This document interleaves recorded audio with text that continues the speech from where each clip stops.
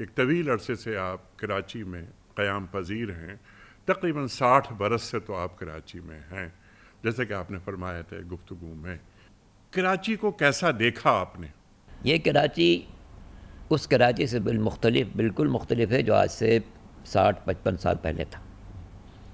اس زمانے میں M A general road پر ٹرام چلتی تھی، اس زمانے میں سڑکیں صبح صبح دھوئی جاتی تھیں، کیا بات ہے! اس زمانے میں یہ جو دھینگا بشتی کی کیفیت یہ نہیں ہوتی تھی، اس زمانے میں لوگ ایک دوسرے سے خوف زدہ نہیں تھے، اس زمانے میں دہشت گردی کوئی تصور نہیں تھا، کیا بات ہے! اس زمانے میں برادران اہل سنت و شیعوں کے درمیان غیر معمولی محبت، شفقت، اتحاد کی فضا تھی۔ علامہ رشید ترابی صاحب نشتر پارک میں مجلس پڑھتے تھے تو وہاں کم از کم 40% برادران اہل سنت ہوتے تھے۔ سبحان اللہ۔ مفتی شفیع صاحب کھانچی پاڑا میں مجلسیں پڑھتے تھے، اس میں بڑی تعداد میں شیعہ بھی شرکت کرتے تھے۔ تو ایک عجیب و غریب ماحول ہوتا تھا، جلوس نکلتا تھا ایم اے جنرل روڈ پر، اس سڑک پر شیعوں کا جلوس جا رہا ہے، ادھر کے حصے پر اہل سنت کا جلوس جا رہا ہے، یہ علم و تعزیہ، علم اور ماتم کے ساتھ جا رہے ہیں، یہ لوگ تعزیہ اٹھا کے جا رہے ہیں، یہ لوگ حسین یاران جاتے تھے، وہ کیماڑی جاتے تھے۔ تو کہ یہ فضا تھی، اور یہ پورے ملک میں فضا تھی۔ مثلا ملتان میں تعزیے کے 120 جلوس ہیں، اور ان میں 80% اہل سنت کے ہیں۔ پھر اگر ہم پاکستان سے باہر نکلے، ہندوستان میں بہت سے ہندوؤں کے گھروں پر عزاداری ہوتی تھی، مجلسیں ہوتی تھیں، امام حسین کا غم مناتے تھے، اور ہندوستان میں تو بہت سی امام بارگاہیں ہندو راجاؤں کے قائم کردہ ہیں، کیونکہ ان کی عقیدت تھی کہ اچھا یہ امام صاحب کا ہے، ہمیشہ وہ لوگ کہتے تھے امام صاحب۔ ہمارے ملک میں جو فضا خراب ہوئی ہے وہ زیادہ جنرل ضیاء الحق صاحب کے زمانے میں۔ ان کے زمانے کے 4 تحفے ہیں: ہیروئن، کلاشنکوف، لسانیت اور فقہ واریت۔ یہ 4 تحفے ملک کو دے کر گئے۔ وہ اپنی مساحت کہتے تھے، انہوں نے کیا کیا کام کیے وہ سب آپ کے سامنے۔ تو اس کے بعد ہی حالات بدلے ہیں، اور جو باہمی الفت کی فضا تھی وہ کمزور ہوتی گئی، یہاں تک کہ اب خوف کی فضا طاری ہو جاتی ہے۔ اس سلسلے میں کچھ کوششیں ہوئی ہیں، کوئی شک نہیں کہ ضیاء الحق کے جانے کے بعد یا ان کے دور کے بالکل آخری حصے میں ملی یکجہتی کونسل بنائی گئی، جس میں تمام شیعہ اور غیر شیعہ علماء، اہل سنت کے علماء شریک ہوئے، اور اس بات کی کوشش کی گئی کہ جناب یہ جو ملک میں تکدر قائم ہو رہا ہے فضا کے اندر، اس تکدر کو ختم کیا جائے۔ اس سلسلے میں یہ بات بھی مد نظر ہے کہ دونوں طرف کے خطبہ کا انداز بھی تبدیل ہوا۔ مثلا رشید ترابی صاحب کے زمانے میں ہمیشہ وہ گفتگو کرتے تھے علمی اور فکری، تاکہ ذہن انسانی میں ایک دین کے بارے میں اچھا تصور پیدا ہو، زمانے کے حالات سے بھی باخبر کرتے تھے، اور ایسی باتیں کہتے تھے جو سب کے لیے قابل قبول ہوتی تھیں۔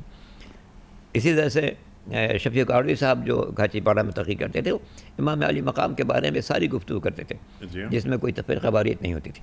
مگر اب دونوں طرف کے خطبہ کا انداز بدل چکا ہے، اور وہ سمجھتے ہیں، آج کل کے خطبہ سمجھتے ہیں اگر ہم چھیٹے بازی نہیں کریں گے تو کام نہیں چلے گا۔ ٹھیک ہے۔ اچھا، اب یہ جو گفتگو آپ نے فرمائی کہ بنیادی کردار تو علماء کا، آپ نے 2 نام لیے، علامہ رشید ترابی صاحب اور علامہ شفیع اکاڑوی صاحب، اور کیا خوبصورت ماحول کراچی کا، ہمارا بچپن، لڑکپن ہم دیکھتے تھے، بلکہ ہم اٹینڈ کرتے تھے یہ مجالس، اور باہم شیر و شکر، کوئی خوف کی فضا نہیں تھی۔ تو ایک تو وجہ آپ نے بیان فرمائی ضیاء الحق صاحب کی انوالومنٹ، جو 4 تحفے آپ نے بیان فرمائے انہوں نے دیے۔ اس میں ایک سوال ذہن میں یہ آتا ہے کہ وہ تو ایک سیاسی انوالومنٹ ہوا، لیکن علماء کا جو لیول تھا، جو سطح تھی، جس طرح آپ نے رشید ترابی صاحب کی بات فرمائی، رشید ترابی صاحب اللہ اکبر، کیا استدلالی گفتگو، اور ہر چیز قرآن سے جڑی ہوئی۔ تو جس طرح آپ نے فرمایا اور ہم نے بھی یہ دیکھا کہ رشید ترابی صاحب یا دیگر جو ہمارے شیعہ علماء ذاکرین سنی سامعین کی کثیر تعداد وہاں بیٹھتی تھی، سیکھتے تھے ان سے سیکھتے تھے. کیا تبدیلی آ گئی؟ کیا کہیں ایسا تو نہیں کہ غیر مقامی واعظین ذاکرین تشریف لانے لگے؟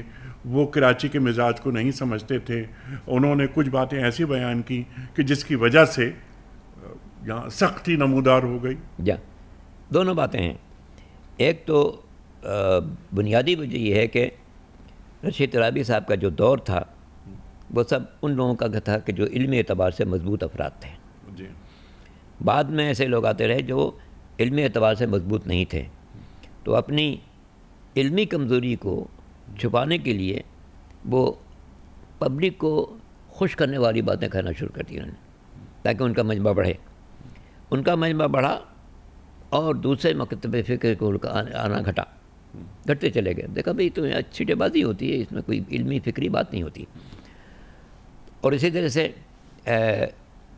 نوحہ خانی پہلے جو ہماری ہوتی تھی اس میں بینیہ نوحے ہوتے تھے، مکمل داستان، جناب قاسم کی شہادت کی پوری داستان، جناب علی اکبر کی شہادت کی پوری داستان، جناب محمد کے شہادت کی پوری داستان، اے دل بران جعفر طیار، اس قسم کے اشعار ہوتے تھے. اب ایک پڑھنے والے تھے جعفر ددہ، وہ بڑا بینیہ نوحہ پڑھتے تھے. اب کس کا انتظار ہے، اٹھو سکینہ گھر سے لو، تو بینیہ نوحے ہوتے تھے.